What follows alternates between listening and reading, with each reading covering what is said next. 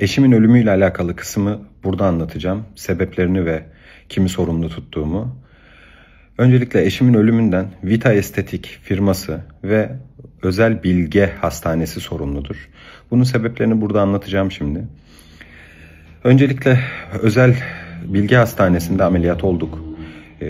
Hastanede ameliyatı yapan doktor ve anestezi doktoru eşimle konuştular. Eşimin durumunu sordular. Daha önceki ameliyatlarını sordular.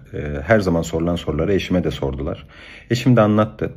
17-16 yaşlarında kalpteki deliği kapama ameliyatı olduğunu, sonrasında doktorunun kendisine iyileştiğini söylediğini, eşim de orada anestezi doktoruna söyledi.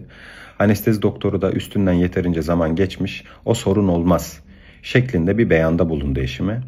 Bir doktor bize bunu söylüyorsa, yani güvenebileceğim daha üst bir merci yoktur yani sorabileceğim. Ben ikna oldum bu soruya, cevaba. Eşim de aynı şekilde ikna oldu. Ancak şimdi evrakları incelediğimde, hastaneden aldığım evrakları incelediğimde kalbiyle alakalı bir tetkik yapılmadığını fark ettim. Yani eşimin kanını aldıkları sırada veya diğer odalara girdiği sırada ben odaların içine girmemiştim.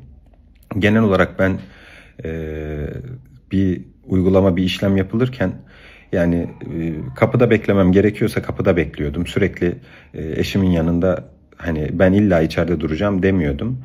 Ultrason çekildiğini biliyorum. Röntgen çekildiğini biliyorum ama EKG çekilip çekilmediğini bilmiyorum. Ve bunun çekilmesi gerektiğini düşünüyorum. Çünkü ben de burnumdan bir ameliyat olmuştum ve kalbimin EKG'si çekilmişti. Yani bilgim bununla sınırlı. Ancak eşim önceden kalp rahatsızlığı da olmuş olmasına rağmen EKG'si çekilmemişti. Yine de ameliyatta ben eşimin kalbiyle alakalı bir sıkıntı yaşadığını düşünmüyorum. Eşimin ameliyat sırasında yanlış bir işlem, yetkisiz, bilgisiz, yetersiz ekipmanlar ve insanlar tarafından öldürüldüğünü düşünüyorum. Burada şunu söylemiyorum, kasıtlı yapılmış bir işlemdir demiyorum. Böyle bir iddiada bulunmuyorum. Ancak burada bu işlemin sonunda ölebilecek, yani ölüme götürebilecek kadar bir ihmal olduğunu görebiliyorum. Çünkü bu ameliyat birçok insanın olduğu ve kolaylıkla geçen, yani evet uzun sürüyor ama insanların kolaylıkla girip çıktığı, işin sonunda ölümü düşündükleri bir ameliyat olmadığını biliyorum. Ki böyle bir şey olsaydı zaten eşim çocuklarını, hayatını çok seven bir insandı. Böyle bir risk olduğunu bilseydi eşim zaten bu riski göze almazdı. Onu çok iyi tanıyorum. Yani Vita Estetik firması ve hastanenin, Bilgi Hastanesi'nin yetersizliği, eksikliği yüzünden benim eşimin öldüğünü düşünüyorum. Hastanenin şöyle bir beyanı var. Eşimin uyandıktan sonra, konuştuktan sonra fenalaştığı yönünde. Sonrasında da evraklarda gördüğüm kadarıyla anestezi doktorunu evinden çağırmışlar. Yani ben buradan şunu anlıyorum. Eşimin ameliyatı sırasında anestezi doktoru ameliyathanede değildi ya da sonradan ameliyathaneye başta girdi, uyuttu ve sonradan çıktı. Ameliyatı takip etmedi, uyandırmada bulunmadı. Böyle düşünüyorum. Kamera kayıtları, ameliyathanenin kamera kayıtları emniyette mevcut. İncelenmesini talep ettim. Anestezi doktorunun hangi saatler arasında ameliyathanenin içinde olduğuna dair. Burada %100 bir ihmal var. Burada %100 bir umursamazlık var. Her zaman yapılan veya sürekli yapılan işlemler nedeniyle önemsemezlik var. Ancak bu bir insanın canına mal oldu. Bugün benim canım yandı.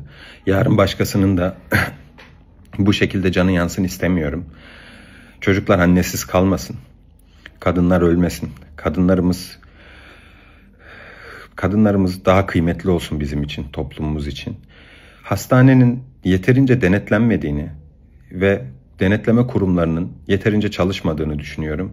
Çünkü eğer böyle olsaydı bu şartlar bu şekilde olmazdı. Eşim o masadan rahatsızlandığında tekrar normal haline döndürülebilirdi. Ancak eşimin neden rahatsızlandığını bile anlamadılar. Kalbi durduktan sonra kalbini çalıştırmak için mücadele ettiler. Ancak kalbi neden durdu ve neyi yanlış yaptıklarının farkında bile değillerdi. Çünkü yetersiz, yeteneksiz, bilgisiz insanlar yüzünden bunlar yaşandı. Şimdi neden burada ameliyat olduğunuz sorusunu tekrar cevaplamak istiyorum. Biz nerede ameliyat olacağımızı bilmiyorduk. Eşim karar vermişti firmaya. Bu firmanın sosyal medya hesabında çok fazla takipçisi ve çok fazla gönderisi vardı. Eşim de bunları görerek bunun iyi bir firma olacağını düşünmüştü. Ayrıca hastaneyi son gün öğrendik. Ve öğrendiğimizde de şöyle bir şey düşünmedik. Yani ben de düşünmedim, eşim de düşünmedi. Bu hastanede ameliyat olursak ölürüz. Çünkü hastanenin nasıl bir yer olduğunu, içeride yeterli ekipman, yeterli yetkin, bilgili insanlar olup olmadığını denetleme şansımız yoktu. Bunu denetleyecek kurumlar bizler değiliz. Yani her köşe başında açılmış bir özel hastane var. Evet, hizmet veriliyor insanlara, ancak burada verilen hizmetlerin ne kadar kaliteli ya da kalitesiz olduğunu araştıracak kurum veya bilebilecek kişi ben değildim. Araştırsam da muhtemelen bilemezdim diye düşünüyorum. Sözün sonunda ben mücadelemde ben güçlüyüm, dik duruyorum ve çocuklarımın yanındayım. Eşimin emanetlerine sonuna kadar ömrüm yettiğince sahip çıkacağım. Ancak mücadelemde, hak arayışımda bu hastanenin, bu estetik firmasının hak ettikleri cezayı almaları noktasında bir kamuoyu oluşturmak istiyorum. Desteklerinizi istiyorum. Herkesin kafasına göre böyle firmalar kurup yetersiz ekipmanla, yetersiz personelle, bilgisiz personelle bu işlemleri yapmasının önüne geçmek istiyorum. Sağlık Bakanlığı'nı göreve davet ediyorum, denetlemeye davet ediyorum ve insanları daha bilinçli olmaları için buradan uyarıyorum. Biz bunu istemezsek kimse bunu bize sağlamayacak. İnsan hayatı, insan sağlığı bu kadar ucuz ve bir özür dileriz kadar kolay olmamalı. Önce insanı yaşatmamız gerekiyor. Her ne olursa olsun. Önceliğimiz insansa, benim önceliğim de insan, çocuklar ve anneler. Yani ben kendimi için üzülmüyorum, kendimi düşünmüyorum. Çocuklarımı düşünüyorum ama üzülmüyorum. Eşimi düşünüyorum, eşim için üzülüyorum.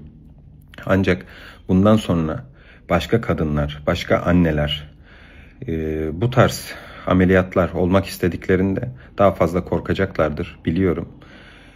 Kötü bir örnek olacak bu burada, biliyorum. Ancak mücadelemde benim yanımda olursanız belki bunların önüne geçeriz. Belki daha güçlü dururuz ve belki bir şeyleri değiştirebiliriz. Hak edenlere hak ettiği cezaların verilmesi için elimden geleni yapacağım.